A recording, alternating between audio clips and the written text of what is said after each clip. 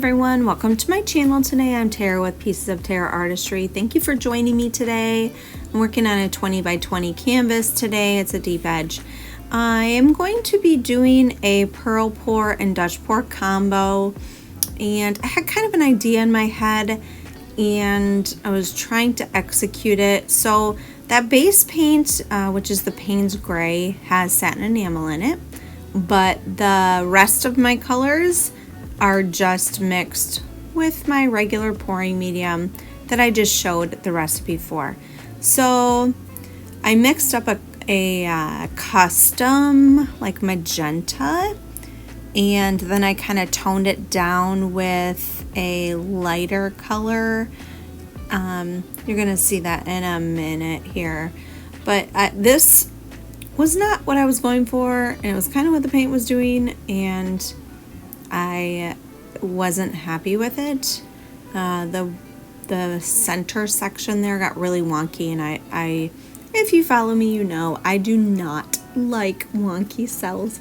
So I decided I was just gonna scrape it because I didn't like that section. It wasn't what I was going for, and it just definitely wasn't what I was looking for. So I decided I was going to start over.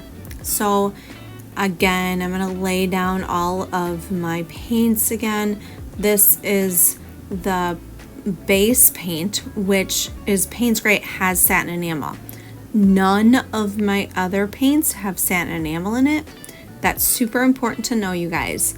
If you want pearls, your base paint is the only paint that has the satin enamel in it. The rest of your paints do not.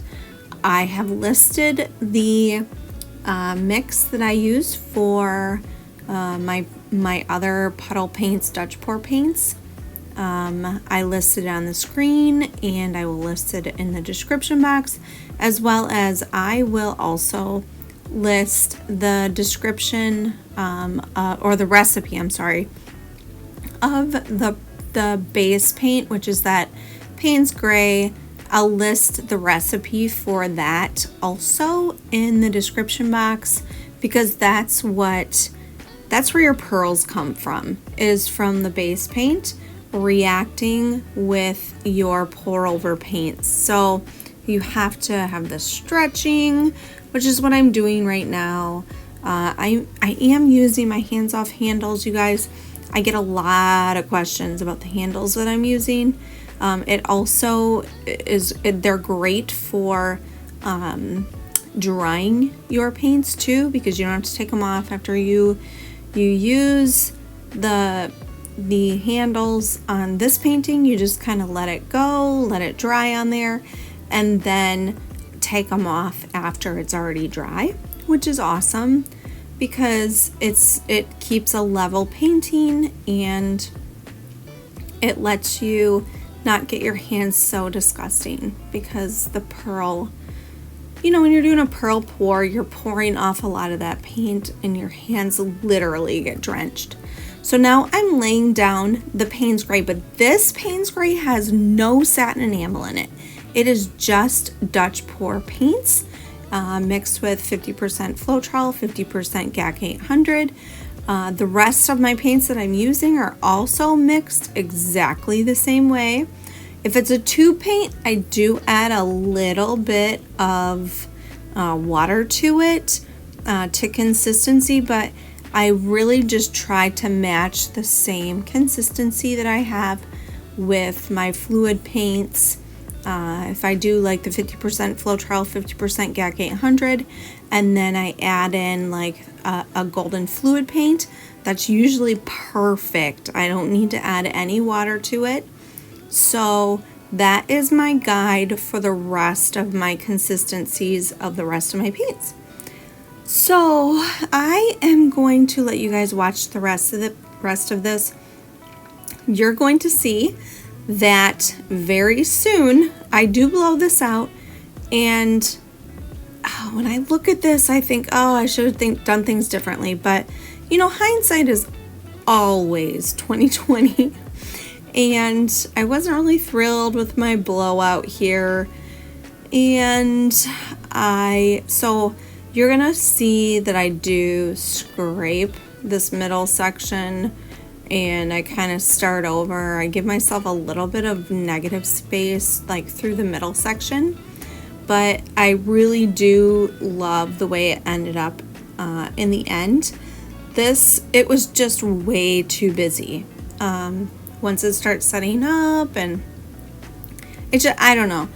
When you look at it here, it doesn't look so bad, but when I looked at it fully, like as a painting on the wall, it was just really, really busy. So I decided that I was going to scrape and kind of start over. So I painted this middle section just a Payne's gray, and then I started over. So I'm going to let you guys watch the rest of this. If you like what you guys are seeing, please like, share, subscribe, hit that notification bell so you're notified each time I put out a new video.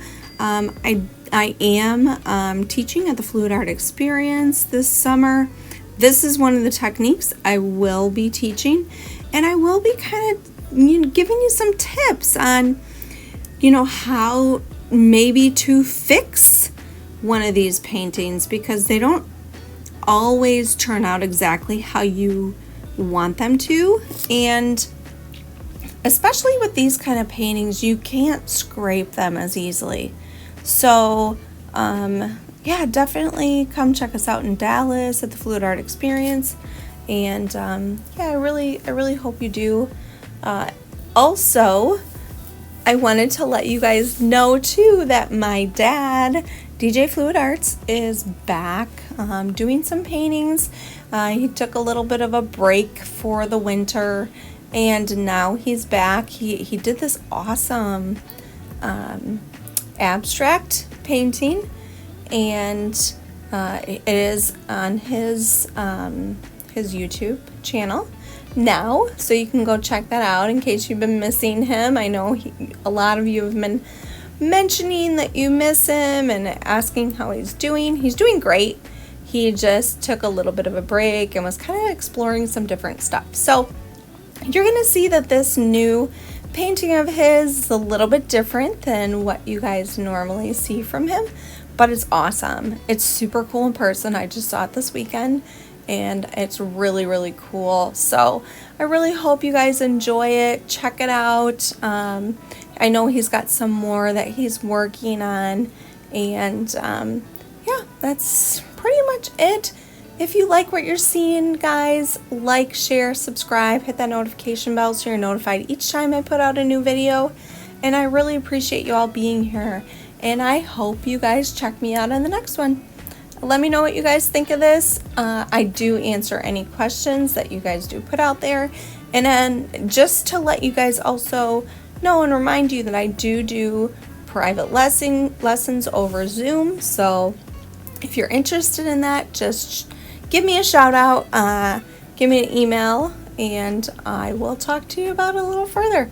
All right, guys, I hope you like this, and I will check you out on the next one. Bye, y'all.